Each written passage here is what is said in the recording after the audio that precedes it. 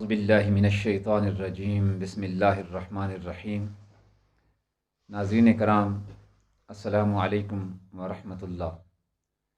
سب سے پہلے جن دوستوں نے ابھی تک اس چینل روشن چکوال کو سبسکرائب اور لائک نہیں کیا وہ اسے سبسکرائب اور لائک کر لیں تاکہ روزانہ کی ویڈیوز قرآن فہمی کے سلسلے میں آپ تک پہنچ سکے۔ آج سلسلہ قرآن فہمی میں سورہ بقرہ کا 5واں رکوع ہم مطالعہ کریں گے۔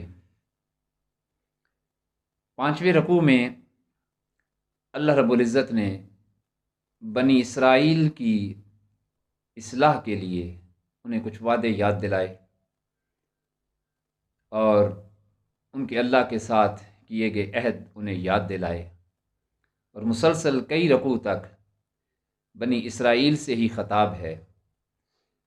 یہاں بنی اسرائیل کو خصوصاً اور پورے جزیرے عرب کو اور قیامت تک آنے والے انسانوں کی اصلاح کی اور دعوت حق ہے۔ فرمایا یا بنی اسرائیل اذکروا نعمتی التی انعمت علیکم واوفوا بعہدی اوفی بعہدکم وایای فارہبون۔ اے اولاد یعقوب، یاد کرو میرے وہ احسان کہ جو میں نے تم پر کی ہے۔ وَأَوْفُوا بِعَهْدِي أُوفِ بِعَهْدِكُمْ، اور پورا کرو تم میرے ساتھ کیے ہوئے وعدہ کو، اور میں پورا کروں گا جو تمہارے ساتھ وعدہ کیا ہے۔ وَإِيَّايَ فَارْهَبُونَ، اور صرف مجھ ہی سے ڈرو۔ وَآمِنُوا، اور ایمان لے آؤ، بِمَا أَنزَلْتُ مُصَدِّقًا لِمَا مَعَكُمْ، اس کتاب پر جو نازل کی ہے میں نے اور جو ان کی تصدیق کرتی ہے، ان کی صداقت اور ان کی سچائی کا تذکرہ کرتی ہے کہ جو تمہارے پاس ہے، یعنی اس سے پہلے جو تمہاری کتابیں آئیں، پیغام تمہارے پاس آیا، یہ آنے والی کتاب قرآن مجید ان کی تصدیق کرتی ہے اور انہیں سچا کہتی ہے۔ وَلَا تَكُونُوا أَوَّلَ كَافِرٍ بِهِ، اور نہ بن جاؤ تم سب سے پہلے انکار کرنے والے، کیونکہ تمہاری کتابوں میں اس کا تذکرہ موجود تھا، اور اب تم اس کا انکار کرنے والے نہ ہو جاؤ، بلکہ تم اس پر ایمان لے آؤ، اس کی تصدیق کرو اور اس کے لائے ہوئے پیغام حق پر اپنی زندگی گزارو۔ وَلَا تَشْتَرُوا بِآيَاتِي ثَمَنًا قَلِيلًا، اور نہ خریدو تم میری آیتوں کے عوض تھوڑی سی قیمت، کیونکہ علماء یہود لوگوں کے سامنے آیتوں کے معنی اور مفاہیم بدل کر بیان کرتے اور اس کے بدلے پیسے وصول کرتے، تو اللہ نے فرمایا میری آیتوں کے بدلے تم تھوڑا سا معاوضہ حاصل کر کے اپنی آخرت کی زندگی کو برباد نہ کرو۔ وَإِيَّايَ فَاتَّقُونَ، اور صرف مجھ ہی سے ڈرو۔ وَلَا تَلْبِسُوا الْحَقَّ بِالْبَاطِلِ وَتَكْتُمُوا الْحَقَّ وَأَنْتُمْ تَعْلَمُونَ، اور مت ملایا کرو حق کو باطل کے ساتھ، اور مت چھپاؤ حق کو حالانکہ تم اسے جانتے ہو۔ بہت ساری اسلام، پیغمبر اسلام اور کتاب ہدایت قرآن مجید کے بارے میں ان کی کتابوں میں نشانیاں موجود تھیں کہ ایک نبی آخر الزمان صلی اللہ علیہ وسلم آنے والے ہیں، ان پر ایک کتاب نازل ہوگی، قیامت تک ان کی نبوت اور رسالت ہوگی۔ اب ساری نشانیاں دیکھنے کے باوجود وہ ان باتوں کو چھپاتے، حق کو چھپاتے، تو اللہ نے فرمایا کہ تم ایسی حرکتیں نہ کرو بلکہ لوگوں کے سامنے واضح بیان کرو۔ وَأَقِیمُوا الصَّلَاةَ وَآتُوا الزَّکَاةَ وَارْکَعُوا مَعَ الرَّاکِعِینَ، نماز قائم کرو، زکوٰۃ دیا کرو، وَارْکَعُوا مَعَ الرَّاکِعِینَ، اور رکوع کرو رکوع کرنے والوں کے ساتھ۔ أَتَأْمُرُونَ النَّاسَ بِالْبِرِّ، کیا تم دوسرے لوگوں کو نیکی کا حکم دیتے ہو؟ وَتَنْسَوْنَ أَنفُسَكُمْ، اور بھلا دیتے ہو اپنے آپ کو۔ وَأَنْتُمْ تَتْلُونَ الْكِتَابَ، حالانکہ تم کتاب کو پڑھتے ہو۔ کیا کتاب میں ایسا ہی تذکرہ ہے کہ لوگ اس پر عمل کریں اور تم اپنی ذات کے لیے اس کے بھول جاؤ؟ بلکہ جو کتاب میں پڑھتے ہو اس پر خود عمل پیرا ہو جاؤ اور دوسروں کو بھی اس کی دعوت دو۔ افلا تاکلون، کیا تم اتنا بھی نہیں سمجھتے؟ اتنی بھی تم عقل نہیں رکھتے؟ وستعینوا بالصبر والصلاۃ، اور مدد مانگو صبر اور نماز کے ساتھ۔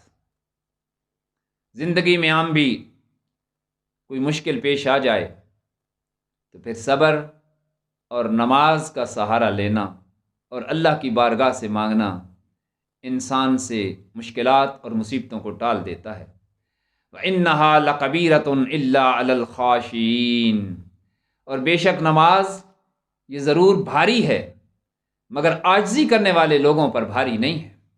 یعنی نماز کا پڑھنا بڑا ایک مشکل کام ہے، مگر جو عاجز لوگ ہیں، جو سمجھتے ہیں کہ کل انہیں اللہ کے پاس جانا ہے، رب کے پاس حاضر ہونا ہے، تو ان پر نماز کبھی بھی بھاری نہیں ہے، بلکہ نماز ہی کے اندر انہیں سکون ملتا ہے۔ الذین، وہ لوگ ہیں، یظنون انہم ملاقو ربہم انہم الیہ راجعون، کیونکہ وہ لوگ یقین رکھتے ہیں اس بات پر کہ وہ ملاقات کرنے والے ہیں اپنے پروردگار کے ساتھ۔ تھوڑے دن کی زندگی ہے، پھر اللہ کی بارگاہ میں جانا ہے، تو اللہ نے یہ نماز پڑھنے کا حکم دیا، اپنی عبادت اور بندگی کا حکم دیا، اپنے سامنے سر بسجود ہونے کا حکم دیا ہے۔ آج اس کے سامنے جھکیں گے تو کل پھر ہم نے اس کی بارگاہ میں جواب دینا ہے، وہ ہم سے پوچھا جائے گا۔ وَأَنَّهُمْ إِلَيْهِ رَاجِعُونَ، اور وہ اسی کی طرف لوٹنے والے ہیں۔ اس رکوع میں اللہ رب العزت نے بنی اسرائیل سے خطاب کیا اور فرمایا میرے احسانوں کو یاد کرو اور میرے ساتھ جو تم نے وعدے کیے تھے وہ وعدے پورے کرو۔ میں نے جو تمہارے ساتھ وعدہ کیا ہے میں بھی پورا کروں گا اور تمہیں اپنی نعمتوں سے نوازوں گا۔ اے بنی اسرائیل، آج جو کتاب ہدایت جناب محمد رسول اللہ صلی اللہ علیہ وسلم تمہارے پاس لے کر آئے ہیں، یہ تمہارے پاس جو کتابیں ہیں ان کی تصدیق کرنے والی ہے۔ ان کا انکار کرنے والے نہ ہو جاؤ، بلکہ اس پر ایمان لے آؤ۔ اور اے بنی اسرائیل، اللہ کی آیتوں کو بس تھوڑے سے پیسے کے لالچ میں، اس کے عوض میں نہ بیچو، بلکہ اللہ کی طرف امید رکھو کہ وہ تمہیں کیا کچھ عطا کرنے والا ہے۔ بس اپنے پروردگار سے ڈرو اور کبھی حق کو باطل کے ساتھ نہ ملاؤ اور حق کو نہ چھپاؤ، بلکہ برملا حق بات تم لوگوں کے سامنے بیان کرو۔ تم اس حقیقت کو اچھی طرح جانتے ہو۔ نماز قائم کرو، زکوٰۃ ادا کرو اور رکوع کرنے والوں کے ساتھ رکوع کرو۔ یہ کتنی زیادتی ہے کہ تم لوگوں کو تو نیکی کا حکم دیتے ہو اور خود اپنے بارے میں اس کو بھول جاتے ہو، حالانکہ تم کتاب کا مطالعہ کرتے ہو۔ ہمیشہ صبر اور نماز سے مدد مانگو۔ یہ نماز بے شک بڑی بھاری ہے، مگر جو ڈرنے والے ہیں، عاجزی والے ہیں، انکساری والے لوگ ہیں، ان پر قطعاً بھاری نہیں ہے، اس لیے کہ انہیں پکا یقین ہے کہ ان کی ملاقات ان کے پروردگار سے ہونے والی ہے اور انہوں نے اپنے رب کی طرف ہی لوٹ کر جانا ہے، اسی کی بارگاہ میں حاضر ہونا ہے۔ اللہ تعالی ہمیں کتاب ہدایت کو سمجھنے کی توفیق عطا فرمائے۔ جن دوستوں نے ابھی تک اس چینل روشن چکوال کو سبسکرائب اور لائک نہیں کیا، وہ سبسکرائب اور لائک کر لیں۔ انشاءاللہ کل اگلے رکوع کے ساتھ پھر ملاقات ہوتی ہے۔ اللہ حافظ۔